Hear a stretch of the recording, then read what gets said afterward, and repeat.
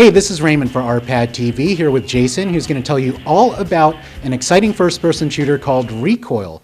Now, I've heard the game described as a pure skill-based shooter. Do you agree with that assessment? Very much so, yeah. I mean, the weapons are extremely balanced, and everything is available day one. There's no perks or anything like that. So really, you're just relying upon your skill and how you work with that weapon. So I would definitely agree with that statement. So. Now, how about for someone like me that sucks at shooters? How would that appeal to me? The fact of the matter, the thing that's cool about Recoil is that, because we're striving for a very balanced and level playing field right from day one, it makes it so that someone who only wants to play for enjoyment for like an hour or two can come in and feel like, he's not going to be overpowered by someone who's like level 80 and has all the weapons available and all the perks available. You're not in a pay-to-win environment where you've got a overpowering weapon because you've paid a couple bucks or you spent, however long it is, leveling up.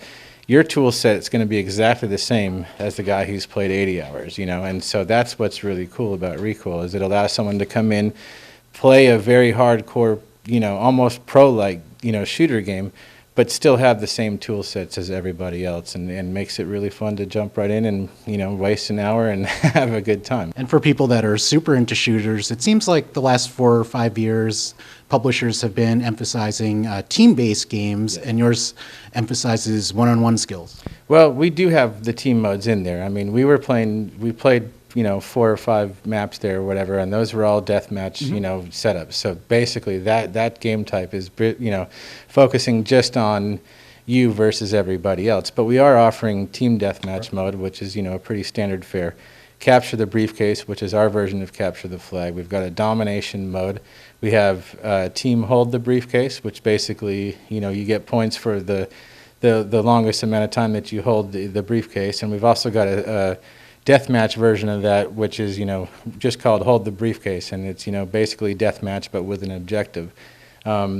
We also have a mode called Recondite, which is basically a tribute to an old Half-Life mod called The Hidden, and one guy basically spawns as being totally invisible. He's only armed with a knife and a couple of grenades, and if he moves, he shimmers like the Predator, and you see him shimmering around the map. If he stands completely still, he's completely invisible, and the object is to basically bring that guy down, and if you kill him, you become the hidden, and you get points based upon how long you are actually the hidden character. So, and on top of that, we're going to be releasing Search and Destroy as well, which is a very popular team-based, where you trying to plant a virus in one of 2 PCs that are on the map, and then the other team's, objective is to try to disarm, take the virus out of the PC essentially. That game mode may not be completely ready on day one. We probably will push that for a content patch just to make sure the game mode plays right and,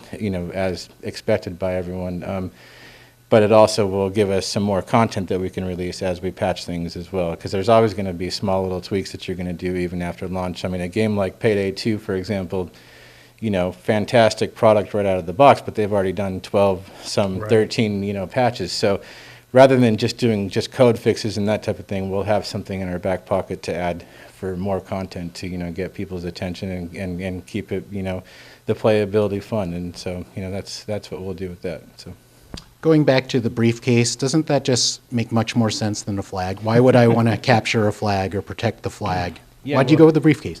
Well, it's really don't know exactly why we stuck with the briefcase. I think we wanted to do something a little bit different, that just doesn't quite have that same roll off the tongue. Everyone, even I find myself saying capture the flag when I do mean capture the briefcase. But, that's just adding little things here and there that just kind of make Recoil, have its own identity. And that was the goal here, was to, make something slightly different than the way other companies have done it and that type of thing. And I was playing with you guys earlier, and we were mentioning the red exploding barrels. Yes. Well, in Recoil, they're black. It's just slight little things like that make it a little bit different. And just not to be caught up in the same traditional way of doing things. I think just trying to shake it up a little bit. Can you tell me what's inside the briefcase, or is it a secret? I don't even know what's inside the briefcase. It could be hidden documents. I have no idea. But for now, we'll just keep that a secret. and maybe later we'll add a mode where you can find out what's actually in the briefcase. But we should run an online poll to see who is what people think is actually inside the briefcase. I would say maybe Jimmy Hoffa's inside the case. I was guessing uranium. Well, that too. There's a ton of different things that it could be. The unlock codes for the nuclear arsenal. Who knows? But your guess is as good as mine. So. Now let's talk about classes and weapons. Give me some highlights. Well, there's 6 different classes. You've got the assault, the recon, the shotgunner class, the heavy gunner class, the sniper class, and what we call the Rocketeer. And obviously the Rocketeer is just, a guy running around with an RPG. He's extremely limited in his capabilities. All he has the ability to do is fire off a rocket-propelled grenade, and he's really slow and moves, almost like a sloth. So if you're going to choose that class, the plus side is you're going to have a really, explosive weapon to use, but you're not going to be able to move very fast. You're an easy target for everybody. And so, that's actually the focus with all the weapons in Rekoil. There's 40 different weapons. There's usually about 5 or 6 per class. Some of my favorites are the M24 from the sniper class, the sawed-off shotgun from the shotgun class, the CPW or the P90, I'm really not sure. The MP5 and MP7 from the recon class, those are all great. The M16 is a 3-shot burst firing weapon in the assault class, and it's deadly accurate, but you only have 3 bullets, so you have to burst fire and make sure that your aim is absolutely perfect. If you hit somebody, you're going to drop them like that, but you only have 3 bullets, so you're going to be, burst firing back and forth, and it really relies upon you being a good shot in order for that weapon to work. But I think the AK-47, the CPW, the M24, the sawed-off, the Mini-Me from the heavy gunner class, those are pretty much my favorite weapons in the game. So.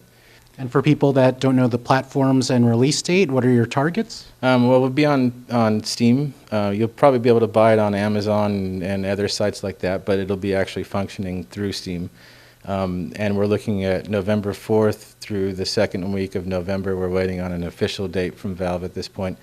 We're actually tentative on that date because we're also waiting for Microsoft to give their date. We want to release at the same time and not have a staggered release, So our submission candidate for Microsoft has gone through, and we're waiting for approval on that. Once we do, we'll be assigned a date, and then we'll be able to move forward. But it's looking like first, 2nd week of November, and we're planning on doing a beta right after Comic-Con in New York and getting people in and getting their feedback at that point. So, there should be a lot of Rekoil being played between, the next few weeks and then the time of release. So, it's an exciting time for us, and we can't wait to see it go live. So.